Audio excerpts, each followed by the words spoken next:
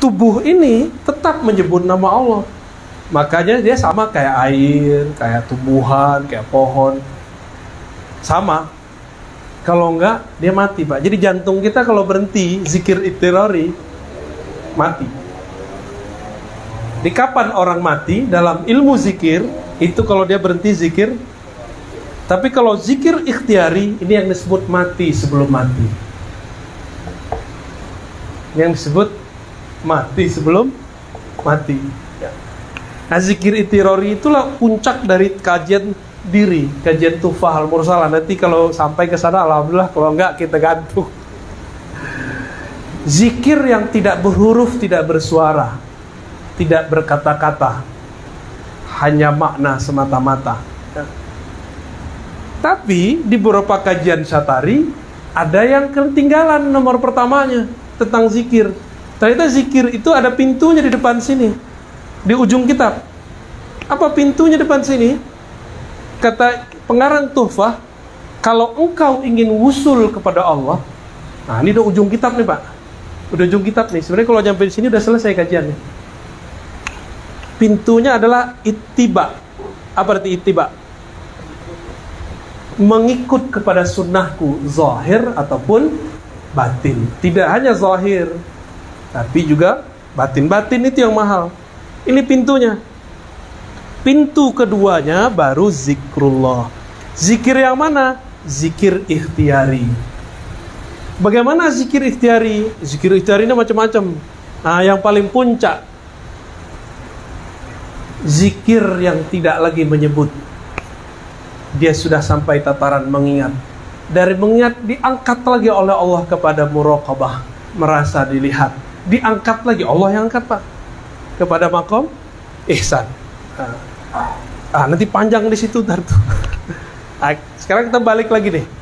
Supaya sampai ke zikir itu harus paham ma'rifatun nafs ini, bahwa di tubuh kita mengalir nama dan sifat Allah Subhanahu wa ta'ala. Di tengah perjalanan tarekat Syatariah berkembang di negeri ini, maka muncullah kemudian kelompok-kelompok yang mengatakan apa? Kalau tubuh kita ini, batang diri ini, ada nama Allah di dalam, berarti wujud kita, itu dia. Wujud kita, wujud Allah sama nggak? Pasti mereka bilang nggak sama. Tapi mereka terjebak di kalam apa nih? Ini dua hal yang beda nih, Pak. Di tengah perjalanan kajian makrifat, karena makrifat itu ada yang hakul makrifah, ada yang makrifat biasa, itu disebut hakikat. Kita sering dengar ya istilah syariat, tarekat, hakikat, makrifat. Apa beda hakikat sama makrifat, Pak? Sering dengar kan? Dia barangnya sama tapi beda. Ibarat gunung tuh begini. Ini syariat bagian bawah. Ada puncak nggak kalau nggak ada kakinya? Ada puncak nggak ada lerengnya? Ada puncak nggak kalau nggak ada punggung? Nggak ada bahunya? Nggak ada. Ma'rifat itu adalah al-haqa'iq al-kulliyah, bahasa Arabnya. Apa arti al-haqa'iq al-kulliyah? Gabungan semua hakikat lalu puncaknya. Itu disebut ma'rifat. Jadi ma'rifat itu adalah gabungan hakikat. Hakikat ini lagi tercerai-berai. Sampai di sini syaitan Azazil, iblis pun ikut serta. Dulu yang ngajar di surga itu kan salah satunya iblis. Dia ngajar hakikat tapi belum sampai ke ma'rifat. Hakikat itu inilah kajian sifat, nama dan fiil. Kalau tarekat zikir, wirid, itu tarekat. Kalau syariat amal zahir. Amal. Kalau hakikat apa? Tadi. Apa di sini? Tauhid. Nih, tauhid. Kalau di ma'rifat tuh tauhid. Nih, Pak. Semoga antum kejebak.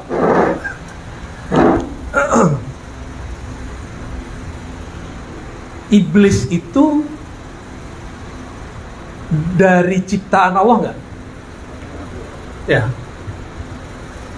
Iblis itu membangkang, tidak sujud kepada Adam karena memandang sujud kepada Adam itu syirik. Gimana?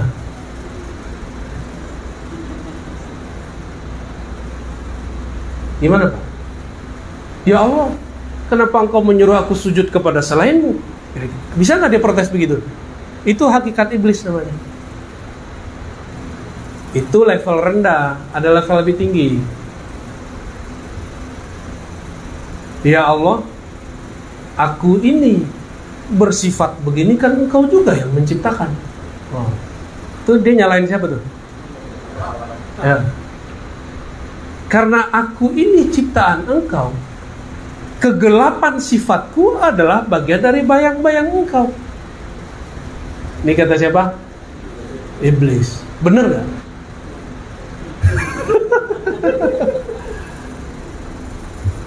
Bisa benar, bisa enggak. Yang diomongkan oleh ahli hakikat itu pasti benar. Mau dia iblis, mau dia wali, pasti benar. Bedanya nanti dia jadi waliullah atau jadi wali setan, udah itu aja. Sama-sama wali, Pak. Ngomong hakikatnya sama, teorinya sama. Nanti ujungnya apa? Kalau aku ini, empat anasir tubuhku ini adalah nama dan sifat Allah. Qalbuku adalah asma Allah. Ruhku adalah zat Allah. Oh, gawat itu, Pak. Berarti aku ini Allah dong. Begitu mereka terjebak.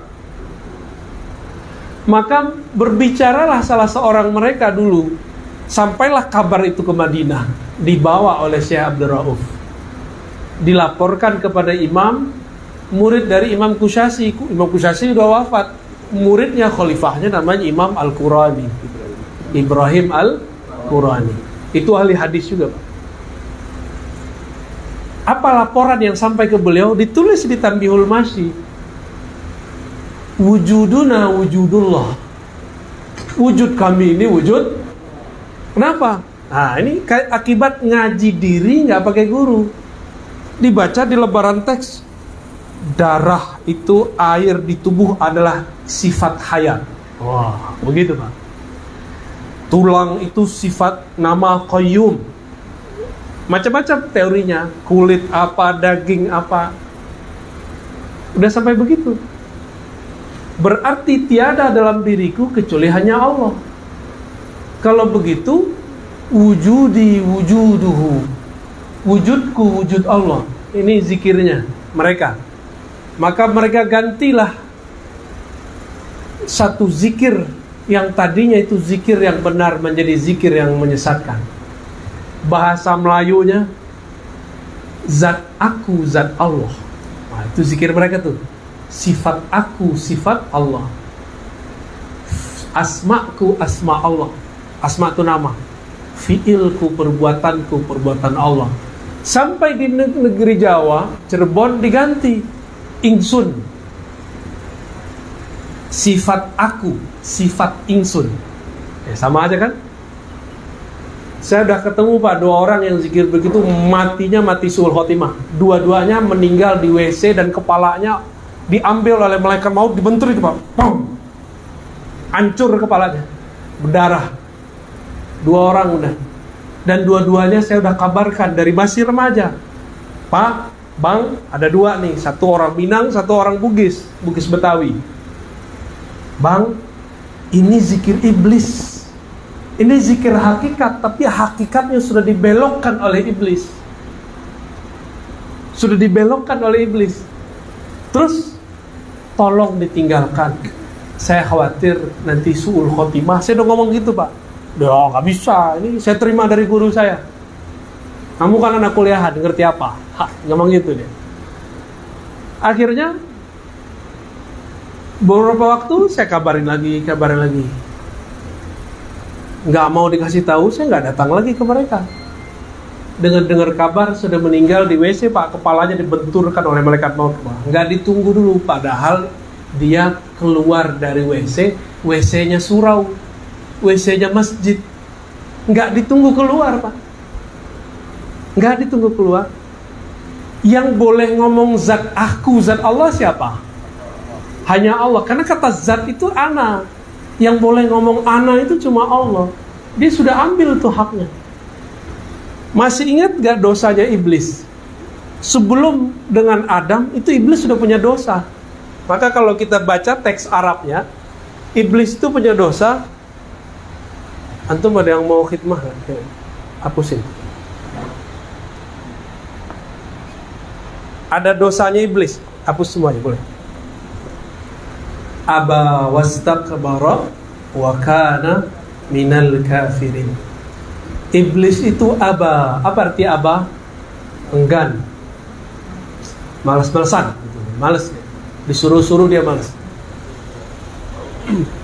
Yang kedua, ini yang paling berat. Wastakbara. Dia merasa dirinya kiber, besar. Ini mohon maaf nih Pak. Ini Bapak Ibu, ini Bapak nih, gak ada ibunya ya. Datang ke sini berarti sudah menekan kibernya. Berarti insya Allah selamatlah dari sifat iblis ya. Tapi terbersit sedikit saja. Saya lebih ngerti kok. Udah Pak, kena iblisnya. Sama, saya kalau ngomong begitu juga sama. Itulah rahasianya Pak Direktur ya. Saya kenapa kalau mau ngajar itu saya diam dulu. Itu menolkan diri. Lalu saya bacalah nama Allah Ahad. Allah Ahad. Hanya Allah lah yang Ahad. Kemudian Ahmad. Tapi yang berikutnya rahasia. Nggak boleh semua kita sebut. Ntar jadi rame lagi. Apa sifat iblis? Aba wastakbara.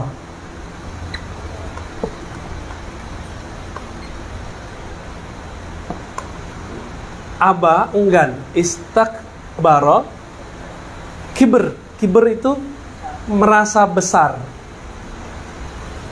merasa alim, merasa suci, merasa taat. Nah, gawat tuh. Dulu iblis ketika Banul Jan, jadi sebelum di bumi, sebelum ada manusia, ini bumi nih, anggaplah ini bumi. Di bumi ini sudah ada makhluk-makhluk sebelum jin, itu yang disebut makhluk purba. Setelah habis makhluk purba, Allah ciptakan satu klan namanya Banul Jan. Nah, inilah bapak moyangnya iblis. Banu, anak keturunan Jan. Jadi bapaknya namanya Jan. Yang diciptakan dari yang terang juga, tapi api. Karena ada yang terang cahaya, ini terang api. Mereka jadi jin, tengkar ya, tengkar di sini segala macam. Allah kemudian buatlah di muka bumi kiamat awal. Kiamat pertama sudah terjadi Pak untuk bangsa jin. Di saat ini dihancurkan, dikirim meteor. Jadi teori ada meteor jatuh ke bumi itu sahih, itu benar. Hancurin, maka semua binatang-binatang mati. Mati semua jadi makhluk purba. Di antara Banul Jan ini ada satu pangerannya. Nah, kira-kira begitu. Namanya Azazil. Masih kecil.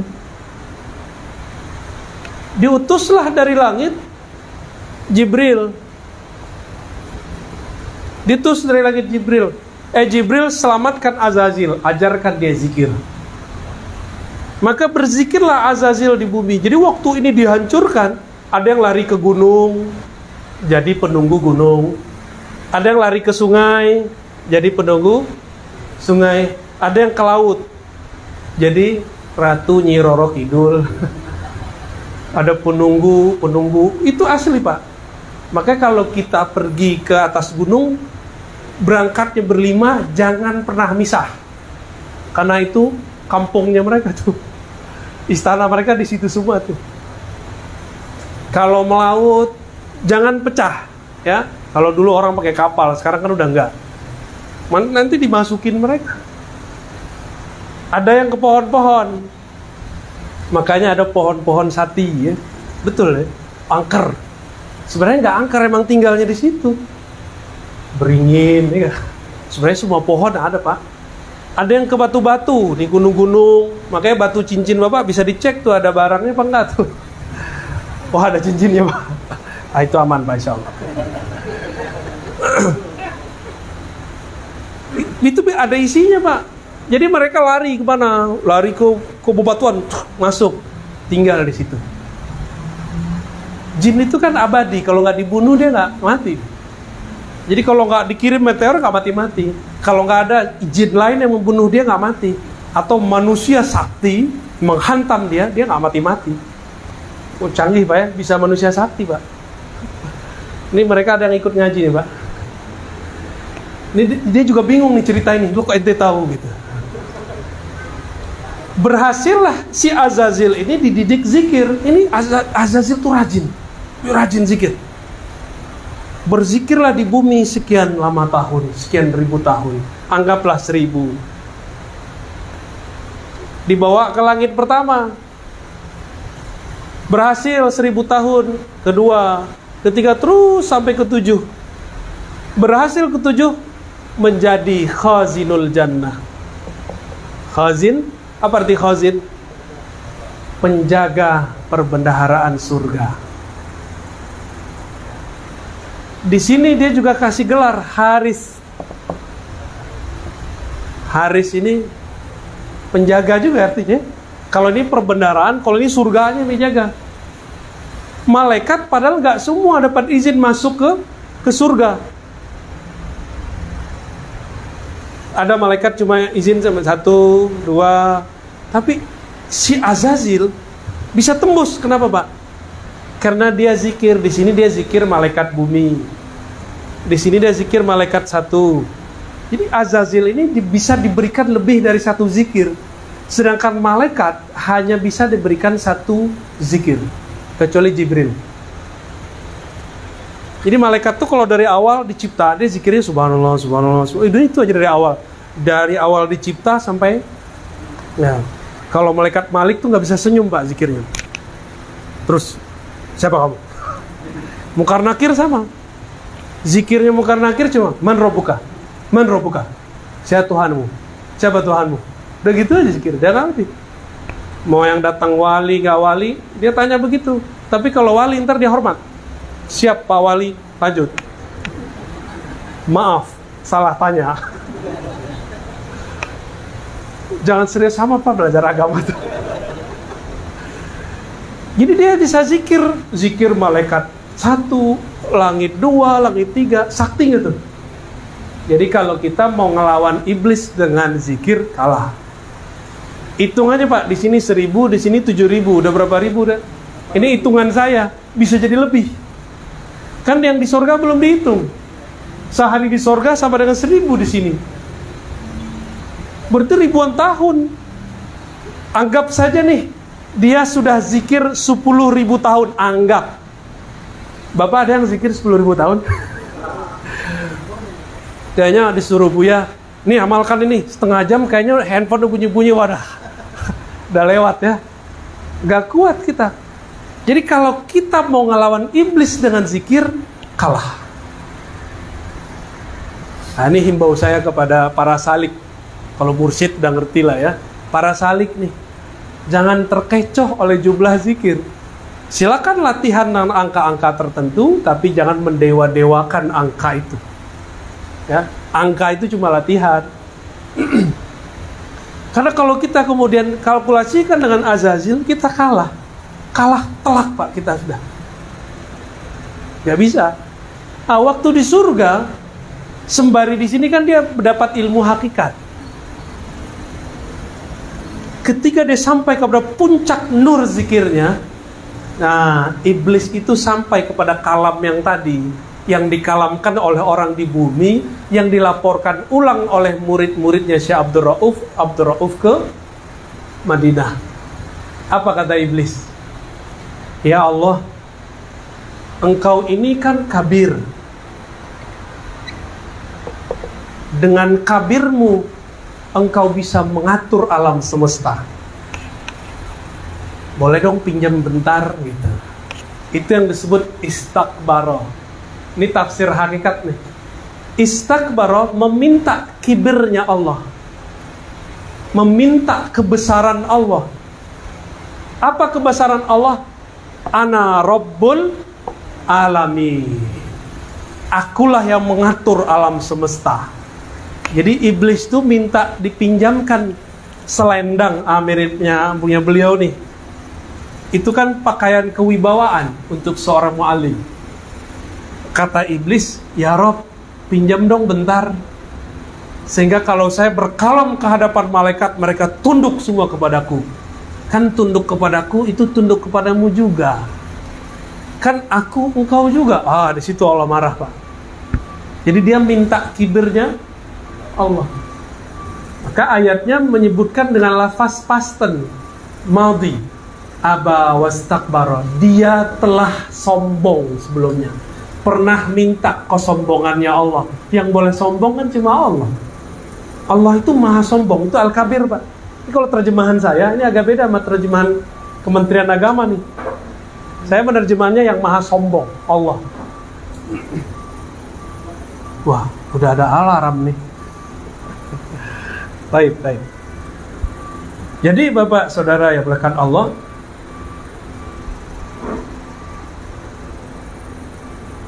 ketika kita belajar hakikat, tiadalah darahku kecuali nama Allah, tulangku nama Allah, apalagi daging, semua sebutkan unsur itu.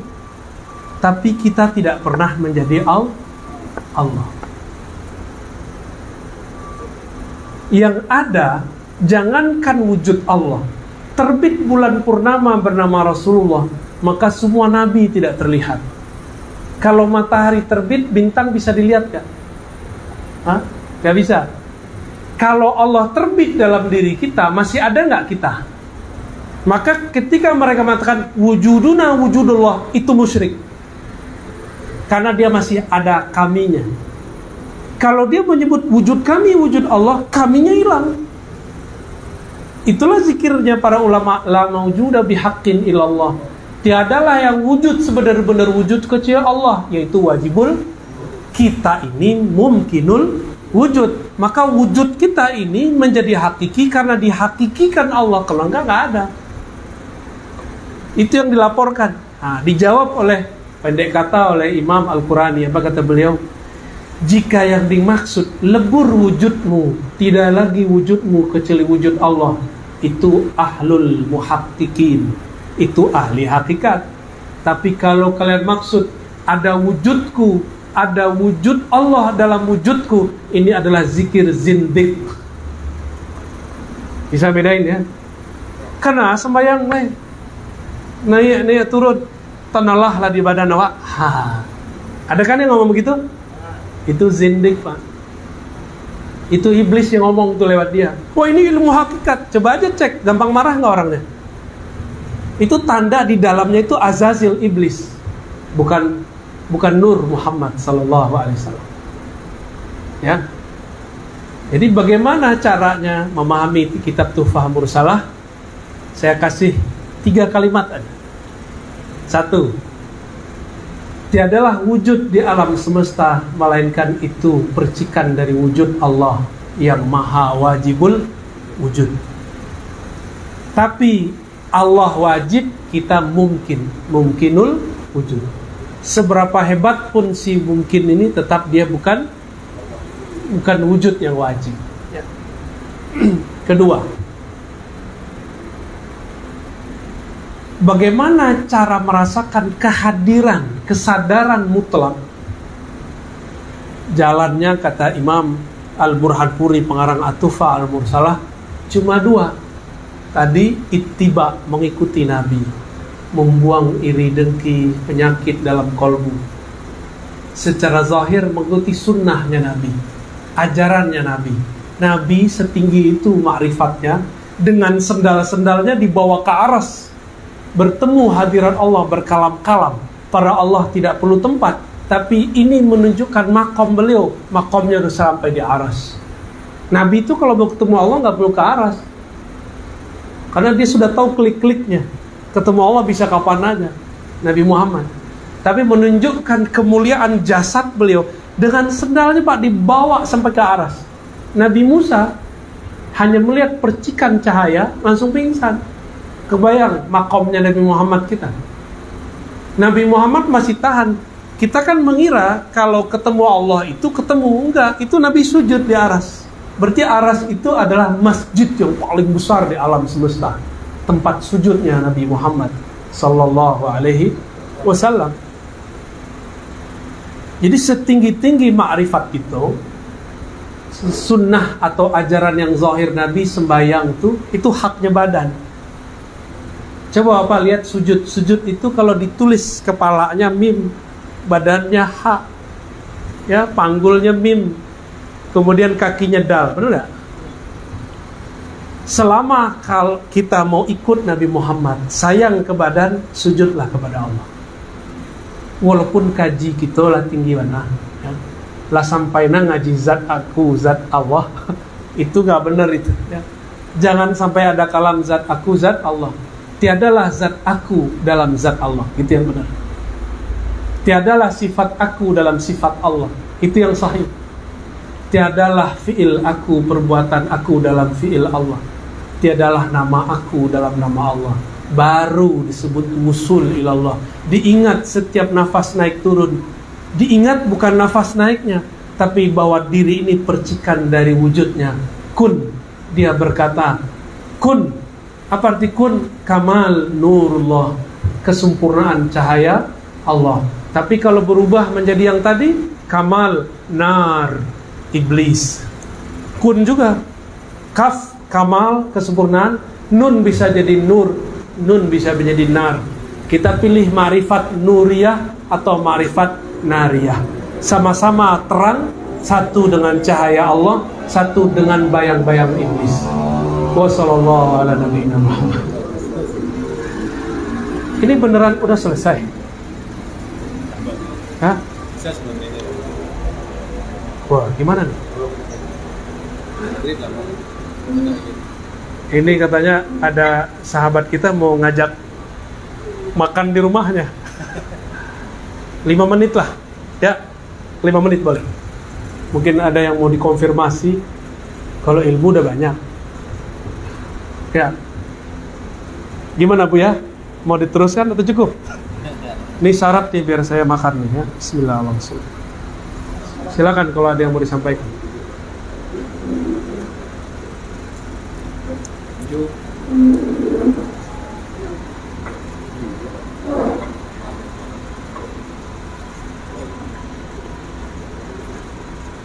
Lupa mangok Pak.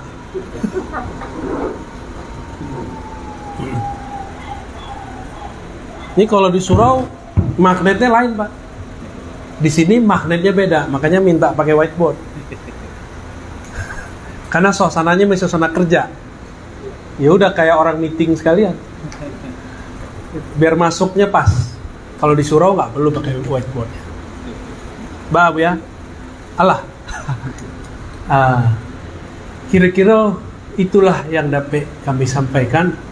Ringkasan pendek dari sepanjang itu kajian ma'rifat itu baru sebagian kecil. Harapannya kita diterima sebagai hamba Allah, orang yang bermakrifat dengan ma'rifat al-Muhammadiyah, ma'rifat jalur Nabi Muhammad, bukan jalur Azaziliyah, Iblisiyah. Sama-sama menyebut nama tapi beda, sama-sama menyebut zat tapi beda ya. Semoga kajian ini diridhai Allah. Dan mohon doa untuk kami, karena ke depan kami ini akan banyak ujian. Karena ke depan orang akan menzindik-zindikkan tasawuf, menyesatkan aswaja ahlu sunnah, menganggap menyimpang mazhab fikih. Apalagi saya udah mulai ngomong Imam Mahdi Pak sekarang. Itu akan banyak bergesekan dengan di luar sana. Karena bapak saudara ini orang yang belajar zikir, belajar ma'rifat. Semoga dengan doa-doa yang tulus kami dikuatkan Allah ya. Mohon doanya Al-Fatihah. Alhamdulillah.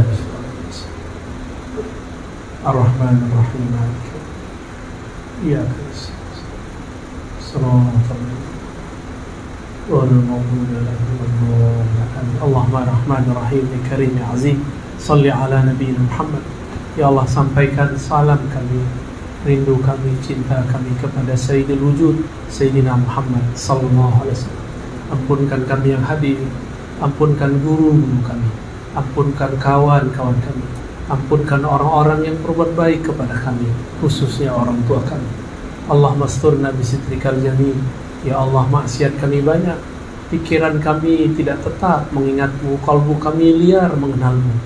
Tutupi kami dengan keindahan, keramahan, kemurahanmu ya Allah. Maafkan kesalahan, kekurangan kami ya Allah. Allah masturna bisitrikal jamil wa zayyinna bijalalika wa jamalik. Wa sallallahu ala nabiyyina Muhammad. Rabbana atina fid dunya hasanah wa fil akhirati hasanah wa qina adzabannar.